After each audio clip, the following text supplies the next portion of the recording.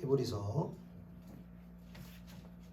3장 2절로 6절까지의 말씀을 저희 시작으로 한 절씩 교독하도록 하겠습니다. 신약성경 354페이지에 있는 히브리서 3장 2절로 6절까지의 말씀입니다. 3장 2절 말씀을 읽겠습니다. 그는 자기를 세우신 이에게 신실하시기를 모세가 하나님의 온 집에서 한 것과 같이 하셨으니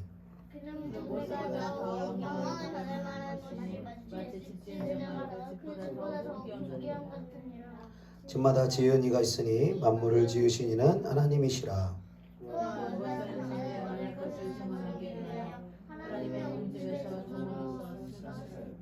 함께 그리스도는 하나님의 집을 맡은 아들로서 그와 같이 하셨으니 우리가 소망의 확신과 자랑을 끝까지 굳게 잡고 있으면 우리는 그의 집이라.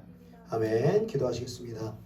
살아계신 주님, 이 시간 하나님 말씀을 대언하고 듣는 시간을 허락하심을 진심으로 감사드립니다. 성령 하나님, 온전히 주의 종을 주장하여 주시고 이 메시지를 듣는 주님이 너무나 사랑하시는 우리의 귀한 성도님들 한 사람 한 사람의 심령 위에 성령으로 기름 부으시고 생명의 말씀이 공급되어질 수 있도록 하나님의 깊은 사랑을 깨달아 알아가는 시간 될 수 있도록 성령님 이 말씀의 시간을 주장하여 주시옵소서. 그렇게 하셔 주님께 감사드리오며 예수님의 이름으로 기도드리옵나이다. 아멘. 오늘은 하나님 아버지의 신실하신 사랑, 하나님 아버지의 신실하신 사랑이라는 제목으로 하나님의 말씀을 증거하도록 하겠습니다. 우리가 잘 아는 말 중에 흑백 논리라는 말이 있죠. 그 흑백 논리는 모든 것을 흑과 백, 선과 악처럼 이분법적으로 구분해서 양극단 외에는 중간 지점을 허용하지 않는 것을 우리는 흑백 논리라고 이야기하곤 합니다.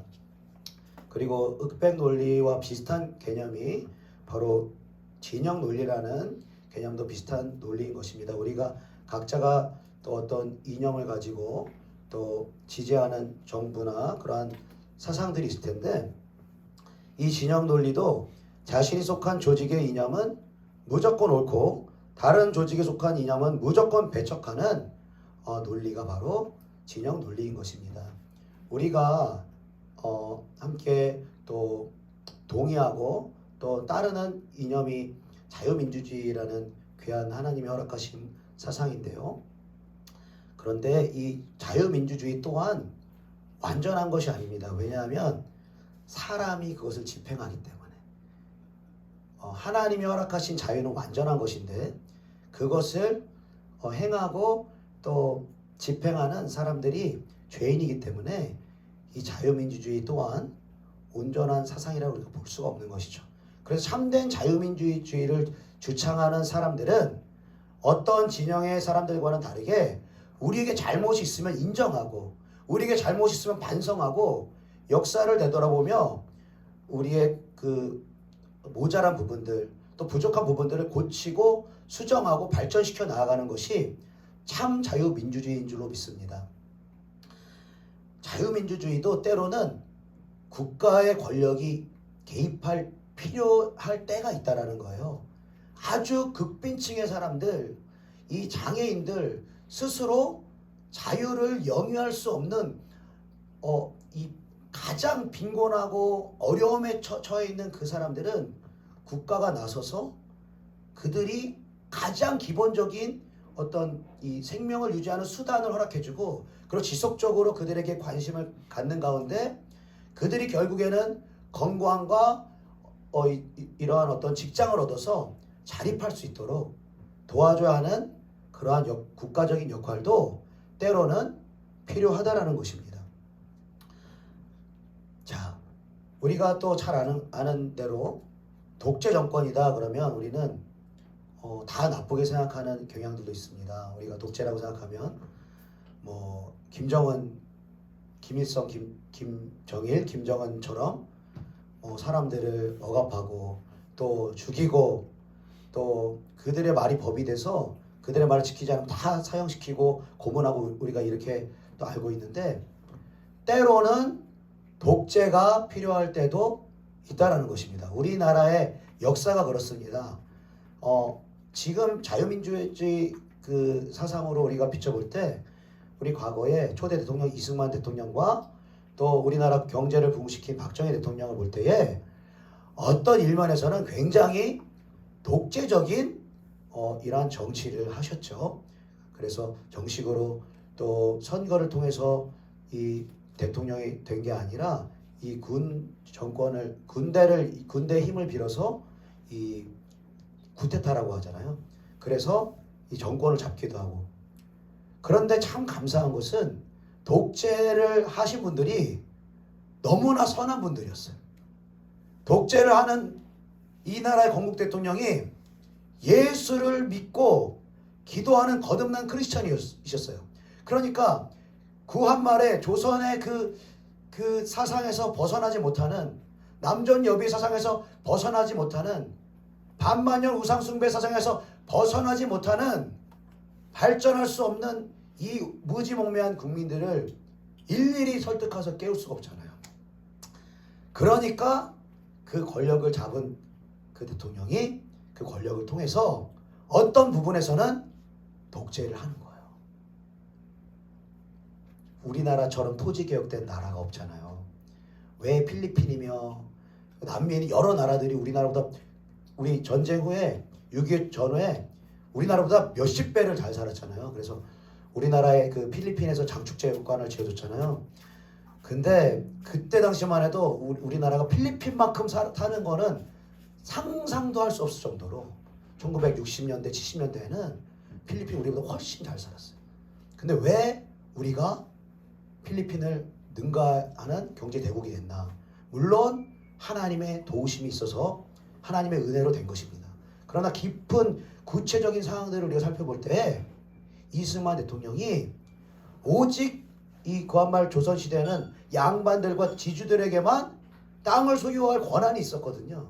그런데 그것을 완전한 독재로 말미암아 그 토지를 이렇게 나눠버린 거예요. 그러니까 토지를 국가에서 매입을 한 다음에 어떤 누구라도 열심히 일하는 사람에게 또 값을 지불하고 그 토지를 살 수 있도록 토지 개혁을 단행했던 것입니다. 그렇기 때문에 이제 종들도 천민들도 상놈이라고 불리는 그런 사람들도 열심히 일을 하면 내 토지가 생기는구나, 열심히 일을 하면 나도 부자가 될 수 있구나, 이러한 이 꿈을 가지고 열심히 그 토지를 일구고 노력하고 애쓰는 가운데 이 모든 이 국민들이 균등하게 이 기회와 이 자유를 얻을 수 있는 그런 발전한 나라가 된 것입니다. 그러니까 우리가 어떤 것의 선과 악을 정할 때 반드시 흑백 논리로만 정할 수 없다는 거예요. 반드시 진영 논리로만, 어떤 일반적인 케이스로만 우리가 모든 것을 이해할 수가 없고, 특별하게 예외적으로 있을 수 있는 그러한 이러한 우리가 악이라고 생각한 부분들도 선이 될 수 있는 그러한 부분들이 많이 있다는 것입니다. 하나님의 말씀인 진리에 있어서도 우리는 이처럼 흑백 논리나 진영 논리처럼 내가 속한 교단의 교리나 혹은 나의 영적인 경험, 그것을 바탕으로 해서 내가 속한 교단의 교리와 다른 교리를 가지고 있거나 내가 경험한 영적인 경험과 다른 경험을 가지고 있는 사람들에 대해서 때로는 어떠한 교인들은 무조건적인 배척을 하고 무조건적인 정죄를 하고 그것을 넘어서 이단시하는 흐름들이 특별한 흐름이 아니라 우리 한국교회 안에 만연한 흐름이라는 것입니다. 그래서 하나님은 내가 속한 교단의 그 진리를 뛰어넘어서, 내가 경험한 영적인 경험을 뛰어넘어서 모든 진리 가운데 속해 있는 하나님의 영적인 비밀들을, 하늘에 속한 영광들을 우리에게 알려주시길 원하시는데, 우리는 내가 경험한 것, 내 교단에 속한 것, 내 교회 안에 속한 그것만을 진리라고 여기며 하나님께서 부어주시는 엄청난 하늘의 축복과 그 약속과 우리에게 주어지는 신령한 그러한 복들을 우리 교회가 서로 거절하는 그러한 참 안타까운 상황들을 볼 수 있다는 것입니다. 오늘의 이 말씀의 시간을 통하여서 우리가 회복해야 될 진리가 무엇인지를 깨닫고 그 진리를 더 깊이 회복할 수 있기를 축복합니다. 오늘 본문 말씀 2절, 3절, 4절 말씀을 같이 읽어보겠습니다. 히브리서 3장 2절, 3절, 4절 말씀입니다. 시작. 그는 자기를 세우신 이에게 그와 같죠. 그는 모세보다 더욱 영광을 받을 만한 것이 마치 집 지은 자가 그 집보다 더욱 존귀함 같으니라. 집마다 지은 이가 있으니 만물을 지으신 이는 하나님이시니라. 아멘. 오늘 히브리서 기자는 성령의 감동하심에 따라서 1장에는 선지자보다 높으신 예수님, 그리고 천사보다 높으신 예수님을 말했다면 3장에서는 이 이스라엘 백성들이 그토록 추앙하던 영적 지도자인 모세보다 높고 뛰어나신 예수님에 대해서 우리에게 말씀하고 있습니다. 그런데 왜 모세보다 뛰어난가에 대해서 이 히브리서 기자가 말하기를, 예수님은 자기를 세우신 이에게 신실하시기를 모세가 하나님의 온 집에서 한 것과 같이 신실하셨다 라고 말하고 있습니다. 여기서 우리가 집이라는 단어에 대해서 우리가 살펴볼 때 모세가 하나님의 온 집에서 한 것과 같다라고 했을 때 이것은 우리가 건물에 속한 집을 이야기하는 것이 아니라 하나님의 백성들, 그 하나님에게 속한 자녀들을 말할 때 성경에서는 집이라는 단어를 씁니다. 그래서 다윗의 집이다 그랬을 때는 다윗이 사는 집을 말하는 게 아니라 다윗의 가정, 다윗이 속한 권속들을 이야기할 때 아브라함의 집이다, 다윗의 집이다, 이스라엘의 집이다, 성경은 이렇게 우리에게 가르쳐주고 있는 것입니다. 그런데 모세는 하나님의 온 집인 이스라엘 백성들에게 신실하게 충성되게 사역하였다라고 말하는데 3절에 보니까 예수님은 모세보다 더욱 영광을 받을 만한 것이 마치 집 지은 자가 그 집보다 더욱 존귀함 같으니라 라고 말하고 있습니다. 예수님이 모세보다 영광을 받을 수 있는 큰 이유는 모세는 하나님의 집 안에 있는 그 영혼들을 관리하는 데 충실하고 신실한 사람이었지만 예수님은 모세가 관리하는 영혼들을 지으신 자라는 거예요. 그래서 4절에 이렇게 말하죠. 집마다 지은 이가 있으니 만물을 지으신 이는 하나님이시니라. 이 참 히브리서 기자가 성령의 지혜를 받아서, 원래 문맥으로 보면은 우리가 집마다 지은 이가 있으니 만물을 지으신 이는 예수님이시니라 이렇게 문맥상 이렇게 나가야 되거든요. 그런데 의도적으로 집마다 지은 이가 있으니 만물을 지으신 이는 하나님이시다. 이 말은 예수님은 곧 하나님이시다. 예수님은 하나님의 말씀이시고 하나님의 말씀이 모든 만물을 지었다라고 요한복음 1장에 말씀하고 있는 것입니다. 그로 말미암지 않고는 아무것도 지어진 바가 없다라고 우리에게 말씀하고 있는 것입니다. 할렐루야. 예, 마이크가 네네, 할렐루야. 네.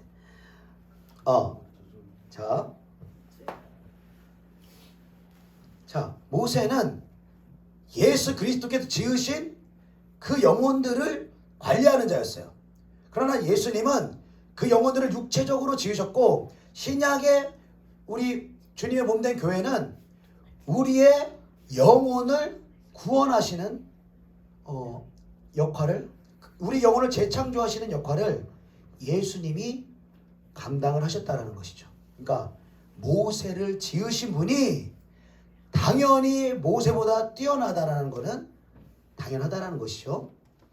그리고 오늘 함께 같이 중심적으로 나누기를 원하는 말씀은 5절과 6절 말씀입니다. 우리 5절 6절 말씀 같이 읽어보겠습니다. 시작. 또한 모세는 장래에 말할 것을 증언하기 위하여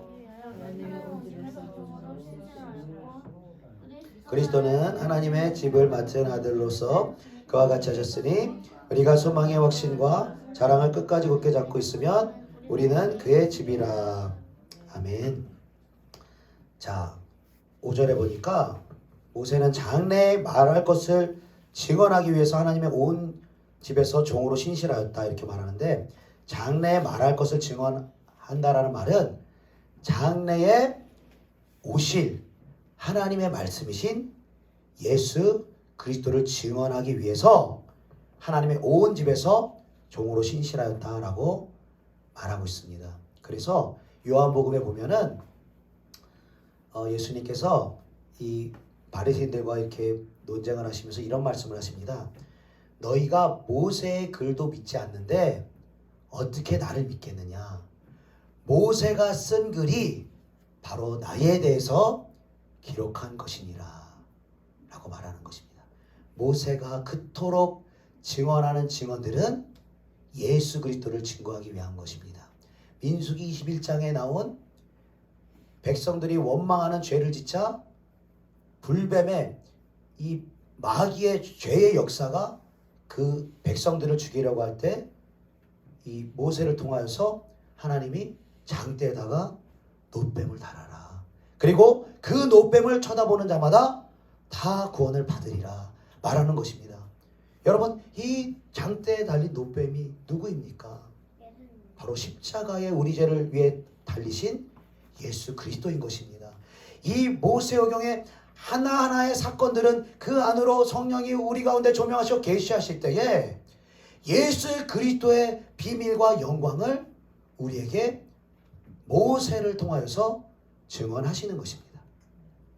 그런데 이 모세는 하나님의 온 집에서 예수 그리스도를 증언하였지만 그 모세의 한계는 종으로서 신실하였다는 거예요. 종으로서 신실했어요. 그래서 구약의 백성들은요, 모세의 제자들, 모세의 영향을 받은 모든 구약의 백성들은요, 종이었어요. 아무리 왕과 제사장과 선지자가 기름 부음을 받더라도요, 그들은 종이었어요. 그들 안에 성령이 내주하지 않은, 오직 왕과 제사장과 선지자에게 이 성령이 부분적으로 제한적으로 임하였던 그들은 종이었다는 거예요. 그런데 6절에 보니까 그리스도는 하나님의 집을 맡은 아들로서 하나님과 온 하나님의 자녀들에게 신실하게 행하셨다라고 말씀하시는 것입니다. 그러니까 예수 그리스도가 하나님의 아들 된 것이 중요한 것은 바로 그분이 하나님의 아들로서 이 땅 가운데 오심으로 말미암아 종이었던 우리들을, 죄의 종살이하던 우리들을 하나님의 자녀가 되는 권세를 허락해 주셨다라는 것입니다. 사랑하는 여러분, 종과 자녀의 차이가 무엇입니까, 여러분? 종과 자녀의 차이가 무엇일까요? 로마서 8장 15절에는 종과 자녀의 차이를 이렇게 말합니다. 너희는 다시 무서워하는 종의 영을 받지 아니하고 양자의 영을 받았으므로 우리가 아빠 아버지라고 부르짖느니라. 여러분, 종은요, 주인을 무서워합니다. 왜 무서워할까요? 주인의 이 뜻에 합하지 않으면, 주인이 원하는 대로 하지 않으면 벌이 가고 매가 가고 책망이 가기 때문에 종은 두려워할 수밖에 없다라는 거예요. 때로는 우리가 부모로서 자녀를 양육하고 키울 때에도 때로는 이 훈육이 필요하죠. 또 어떤 시기에 또 어떤 인성이라든지 여러 가지 상황들이 구비되지 않았을 때는 매가 필요할 때도 있습니다.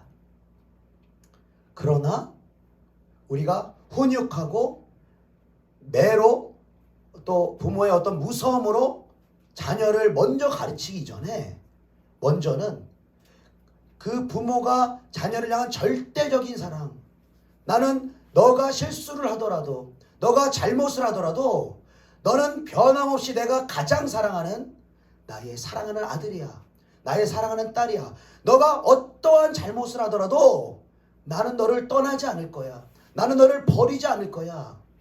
이러한 부모에 대한 사랑과 확신을 아이들이 가장 어렸을 때 부모가 그것을 먼저 심어줘야 하는 것입니다.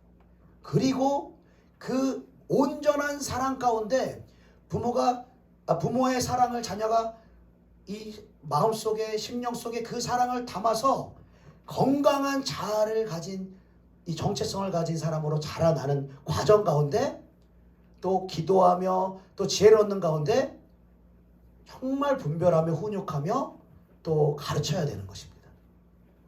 이렇게 하지 않고 우리가 먼저 매를 대고 먼저 훈육부터 하고 먼저 책망부터 하게 되면 사실 이 아이는요 부모라기보다는 어떻게 보면 종의 영을 가질 수밖에 없는 거예요. 종의 영을 갖게 되는 거예요. 왜? 무섭기 때문에. 요즘에는 사실 너무 훈육이 없고 너무 매를 대지 않기 때문에 오히려 이렇게 잘못되는 경우도 있어요. 그런 경우도 많습니다. 마땅히 갖춰야 될 또 인간으로서 갖춰야 될 그러한 심성과 도리와 그러한 성품을 갖추지 못할 때도 있어요. 그런데 예전에 우리가 본다면 저희 어릴 때도 책망받고 또 꾸중 듣고 맞는 사례도 많았죠.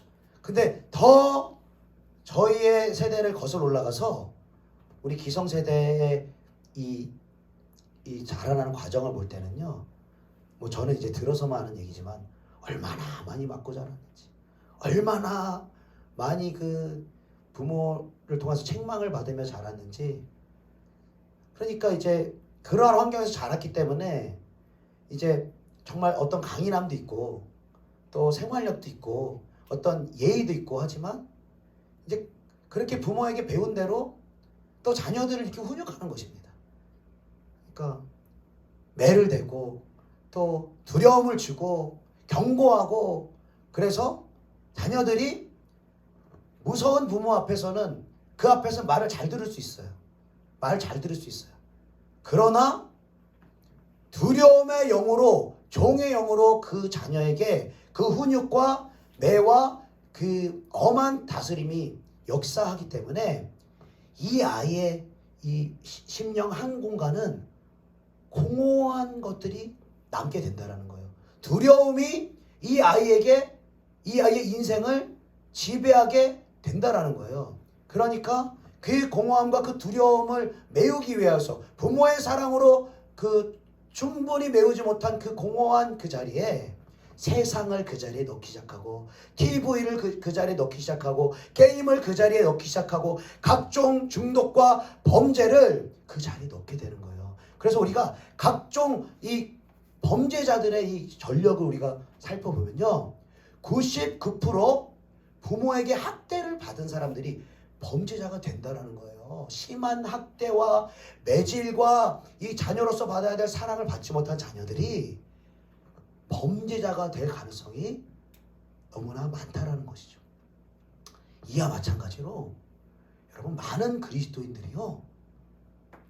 하나님을 자녀로서 그 사랑의 관계로서 하나님 앞에 나아가는 것이 아니라 두려움으로써 하나님께 나아갑니다.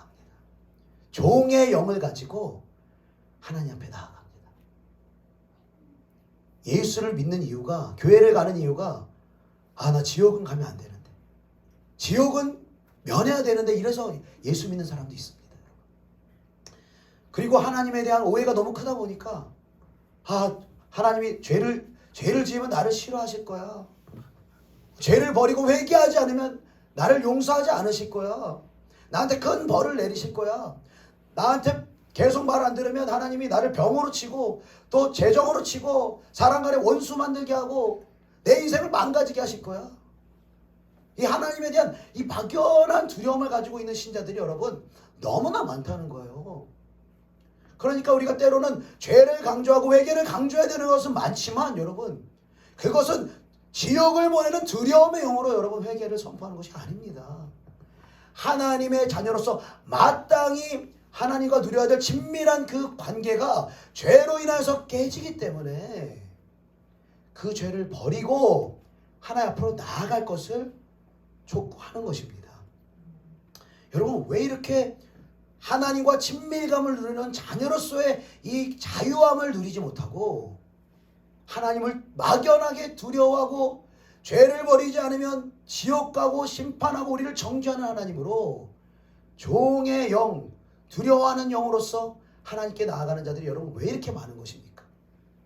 그것은 예수를 믿은 처음부터 하나님의 자녀로서 절대적으로 우리가 하나님을 믿고 그분의 사랑을 알고 누리는 신실하신 그분의 사랑과 은혜와 그 긍휼에 대하여서 충분히 우리가 알아갈 수 있는 시간을, 그 진리를 회복할 수 있는 시간을 갖지 못했기 때문인 것입니다.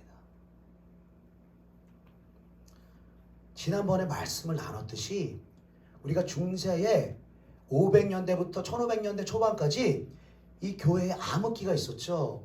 그래서 교회가 다 타락하고 면죄부를 팔고 그리고 성직을 사면서 교회가 완전히 붕괴되었을 때, 여러분 이 마틴 루터를 통해서 이 종교 개혁을 하나님이 일으키실 때 3대 기치를 여러분에게 말씀을 드렸습니다. 오직 믿음, 오직 은혜, 오직 성경이라는 3대 기치를 통하여서 하나님이 종교 개혁을 루터를 통해서 일으키시고 하나님의 그 진리를, 중요한 진리를 회복해 하신 거예요. 구원은 오직 은혜로 받는 것이다. 구원은 오직 믿음으로 받는 것입니다. 할렐루야. 여러분 동의하십니까? 에베소서 2장에 보니까 너희는 그 은혜에 의하여 믿음으로 말미암아 구원을 받았으니 이것은 너희에게서 난 것이 아니요 하나님의 선물이라. 행위에서 난 것이 아니니 이는 누구든지 자랑하지 못하게 함이라. 여러분, 이 마틴 루터에게 성령이 임해서 구원은 오직 은혜와 믿음을 통해서만 우리에게 주어진다라는 것을, 그 진리를 하나님 우리에게 계시하셨어요. 그런데 여러분 잘 들어보십시오. 왜 그 진리부터 하나님이 계시하셨죠?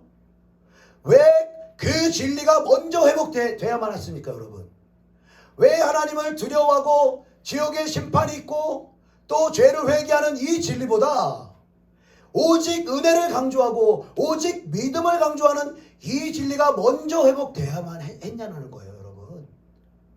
그것은 우리가 거듭나서 하나님의 자녀가 됐다라면 먼저 하나님의 자녀를 향한 신실하신 그 사랑, 아들을 내어주면서까지 가장 사랑하는 독생자를 십자가에서 못 박아 심판하실 만큼 저와 여러분을 변함없이 사랑하시는 그 신실하신 그 사랑, 하나님의 사랑을 주님은 우리에게 알기를 원하셨던 거예요. 그렇기 때문에 가장 먼저 회복된 교회의 진리가 오직 은혜, 오직 믿음의 진리였다는 거예요.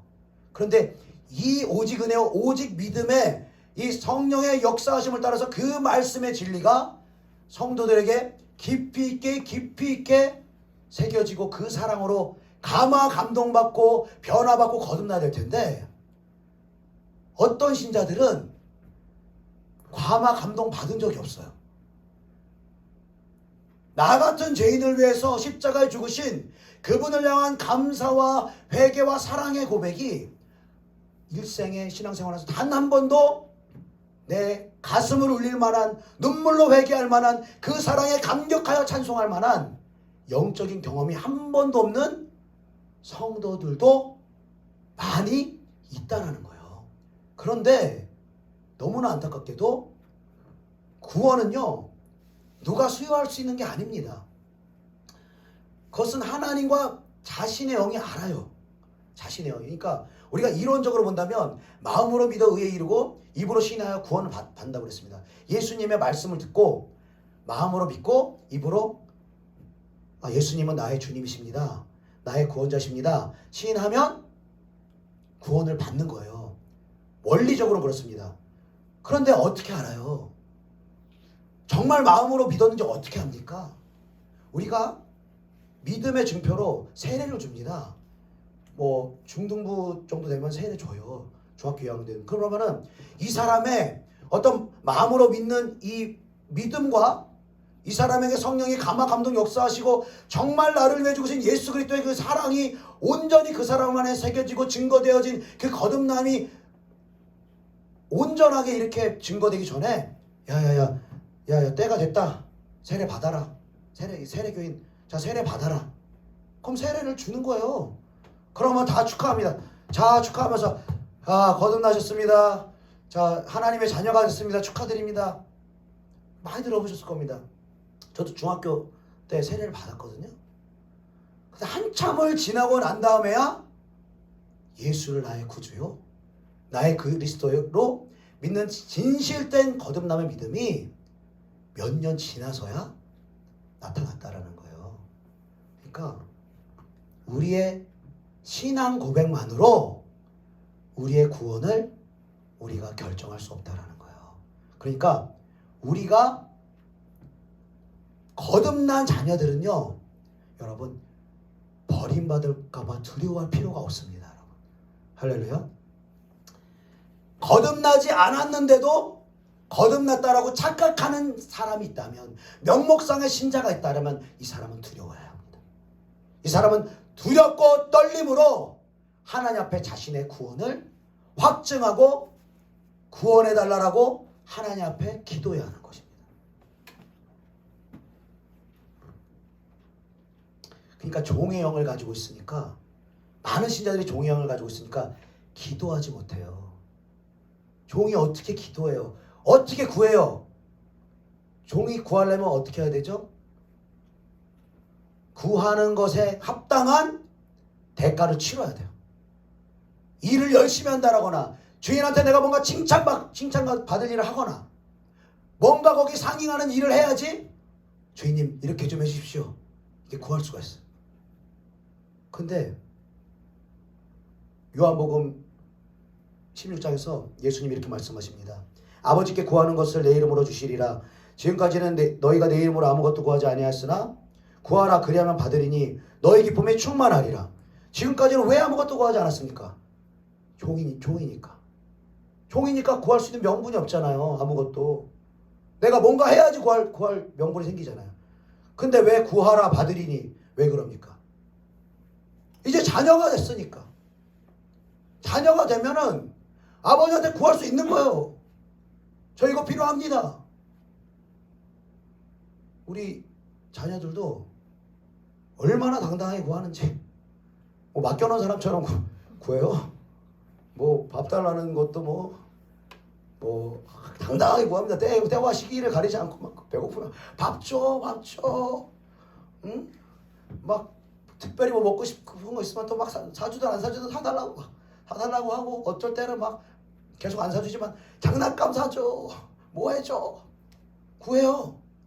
그리고 제가 여러 가지 여건만 허락이 된다면 해주고 싶어요. 왜 얘네들 이렇게 당당하게 구합니까? 자녀이기 때문에. 자격은 하나예요. 뭔가 얘네들이 저한테 마음에 들게 해서 주는 거 아니에요. 마음에 들게 안 해도 배고프다고 하고 밥 달라고 그러면은 배고프다고 하기 전에 먼저 줘요. 먼저. 아유 배고플다고 걱정되는 거예요. 자녀들이 힘들까봐 걱정돼서 먼저 해주고 싶은 게 부모 마음인 거예요. 근데 많은 신자들이 종의 영을 가지고 하나님을 두려워하기 때문에, 오해하기 때문에, 자녀가 가지고 있는 자유를 가지고 있지 않기 때문에 하나님께 구하지를 못하는 거예요. 내 아버지께 구하지를 못하는 거예요. 아주 어린아이가 아버지를 바라보듯이, 어머니를 바라보듯이 순수한 믿음을 가지고 구하지 못하는 거예요. 여러분, 자녀가 실수를 하고 죄를 지어요. 그럼 어떻게 됩니까? 넌 내 자녀가 아니야. 너는 나한테 버림받아 마땅해. 너 내가 마음에 안 드는 죄를 100번 지었어? 1000번 지었어? 10,000번 지었어? 너 내 자녀 아니야. 육신을 입은 인간은 그런 사람들이 있을 수 있어요. 그런 사람들이 간혹 있을 수 있습니다. 그러나 우리 하나님은 절대로 그렇게 하지 않으십니다. 그 증거로 가장 하나님이 사랑하시는 독생자를 저와 여러분을 대신해서 십자가에 희생제물인 어린 양으로 심판하셨어요. 그리고 그가 저와 여러분을 모든 죄를 대신해서 그가 십자가에서 죄가 되셨을 때 그 영이 죽으시고 영이 죽은 모든 사람들이 가야 할 음부로 내려가셔서 저와 여러분이 받아야 될 고통을 다 감당을 하십니다. 왜 감당하십니까? 하나님이 세상을 이처럼 사랑하사 독생자를 주셨으니 이는 그를 믿는 자마다 멸망치 않고 영생을 얻게 하려 하심이니라. 저와 여러분에게 영생을 주시고 저와 여러분을 죄와 사망과 지옥에서 구원하시기 위해서 하나님은 그 아들에게 고통을 주시고 심판하시고 음부의 고통 가운데 처해 놓으셨다는 것입니다. 저와 여러분을 구원하시기 위해서. 그리고 구원하셨다는 증표로 뭘 주십니까? 성령을 우리에게 부어주시는 거예요. 그 성령이 우리 영과 더불어서 하나님의 자녀인 것을 증거한다라고 그랬어요. 우리 영이 아는 거예요. 나는 하나님의 자녀야. 이 사람은요, 죄를 지었어요. 십자가로 나아가는 거예요. 죄를 짓고 고개 숙이고 있지 않습니다. 또 10번 죄 졌네. 또 100번 죄 졌네. 또 10,000번 죄 졌네. 100번 10,000번 지을 때마다 이 사람은 십자가로 나아갑니다. 주님이 베드로가 주님한테 물어보죠. 몇 번까지 용서하면 되겠습니까? 주님 말씀하시기를 7번뿐만 아니라 70번은 7번까지 하라. 무슨 말입니까? 완전수 7과 70의 완전수의 완전수를 곱하라는 거예요. 영원토록 용서를 구하러 나온 그를 용서하라는 거예요. 용서하시겠다라는 거예요. 저와 여러분을 이미 그분은 십자가에서 용서하셨습니다. 그리고 저와 여러분을 하나님이 어떻게 용서하시느냐? 우리는 내가 믿음으로 하나님께 나아갔다, 내가 회개했다 이렇게 생각하는데 그렇지가 않아요. 하나님이 우리를 회개의 자리로 인도하시는 거예요. 용서받을 수 있는 그 자리로 인도해 주시는 거예요. 때로는 우리가 죄를 반복하지만은 정죄감이 우리에게 들거든요. 나는 왜 이러지? 나는 왜 이렇게 죄를 사랑하지? 세상을 사랑하지? 사단마귀가 정죄감을 줍니다. 넌 하나님의 자녀도 아니야. 자격도 없어. 그리스도 바깥에 있는 것 같아요. 그러나 하나님의 신실하신 사랑과 긍휼과 은혜가 우리를 회개케 하시고 예수 그리스도 안에 있게 하시는 거예요.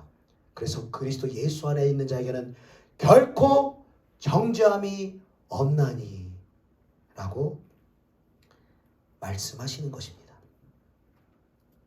그래서 오늘 본문 말씀 6절 우리 다시 한 번만 읽어보겠습니다. 6절 말씀 시작. 그리스도는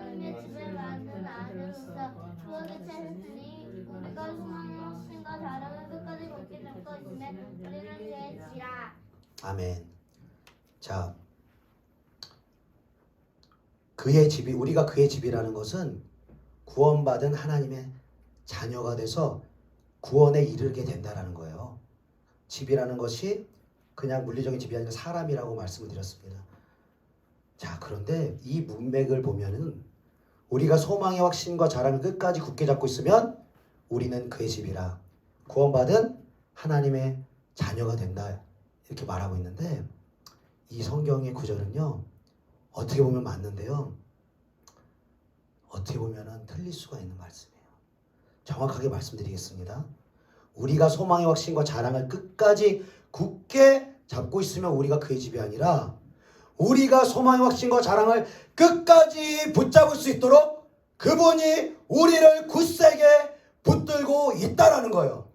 그분의 은혜로 저와 여러분을 지금도 붙들어주고 계시다라는 거예요. 우리는 주님을 떠나지만, 우리는 세상을 향하여 가지만, 여전히 내 욕심과 자아로 충만하지만 우리를 붙들어주시는 하나님의 은혜가 그 소망과 확신과 자랑 가운데 끝까지 그 길을 걸어갈 수 있도록 우리를 인도하시는 것입니다.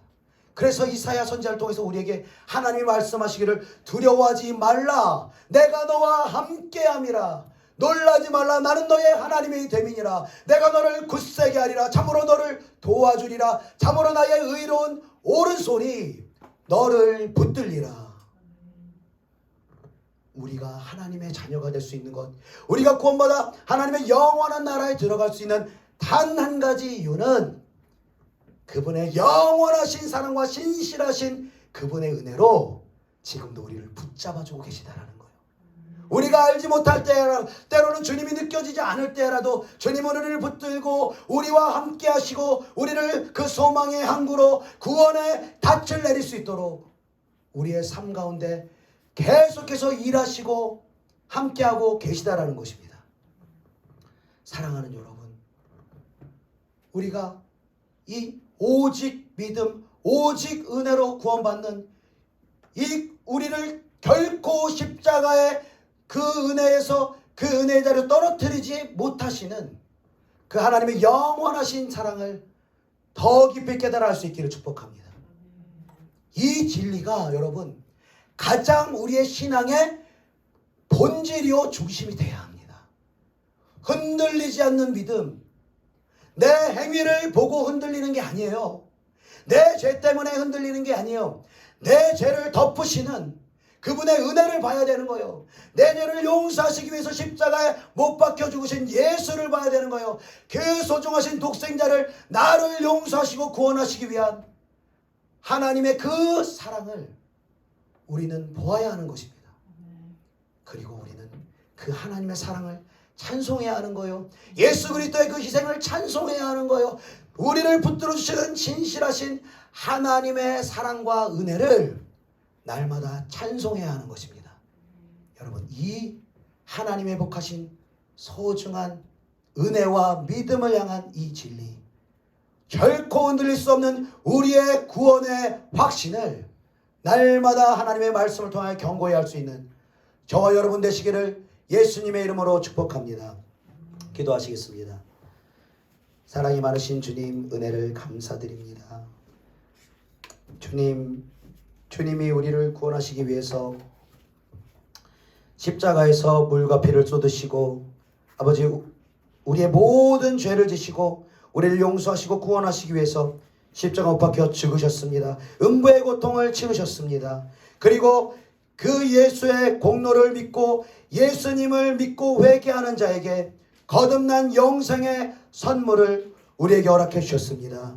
이제 아버지 우리가 때로는 넘어질 때가 있습니다. 반복해서 죄를 지을 때도 있습니다. 그러나 아버지 그때에 우리 자신의 그 행하지 못하는 무능력함을 보는 것이 아니라 죄에 넘어지는 그러한 연약함을 보는 것이 아니라 그럼에도 불구하고 우리가 계속해서 넘어지고 죄를 지을지라도 끝까지 우리를 사랑하시고 용서하시고 은혜로 붙드시는 믿음의 주요 온전케 하시는 예수 그리스도를 날마다 매 순간 바라볼 수 있는 믿음이 우리 가운데 견고해질 수 있도록 성령 하나님 우리 가운데 이 진리를 견고하게 하시고 날마다 이 진리 가운데 하나님을 만나 우리가 될 수 있도록 성령님 역사하여 주시옵소서.